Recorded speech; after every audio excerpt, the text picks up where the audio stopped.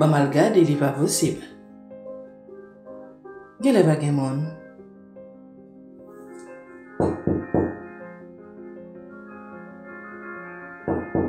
One,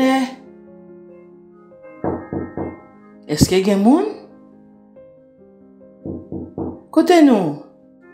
Oh oh. Gen la tout moun yo fin ale. Gen la tout moun yo fin parti. Mba kompran. Ou kwe yo te ka tuye tout moun yo? Tout citoyen conséquent yo? Tout paysan yo? Tout moun qui gen verbe, qui gen aura?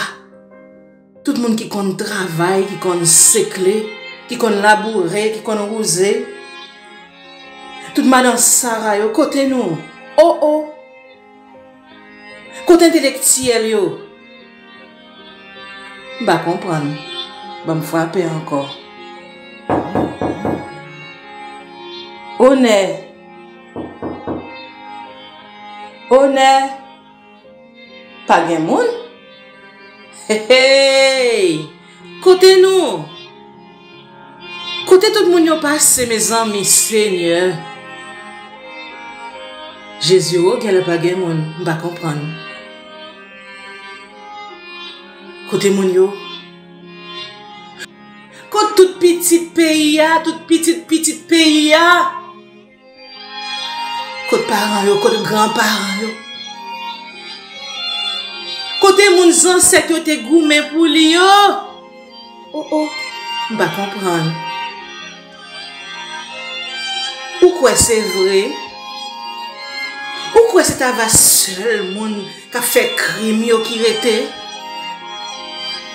M'ba kwe. Seigneur, sauve le pays à nos souple. Oh oh. Gen laisse seul bandit légal yo qui rete? Gen laisse seul bandit ak sapak yo qui prenie? Oh oh. Haïtien leve camper. Leve camper pour nous sauver Haïti.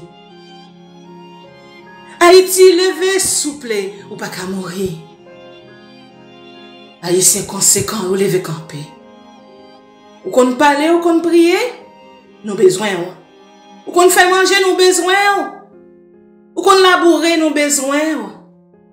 Ou qu'on sécle, nous besoin. Ou qu'on écrit, nous besoin. Ou qu'on réfléchit, conseiller, nous besoin. Haïti pas mourir. Haïti pas mourir.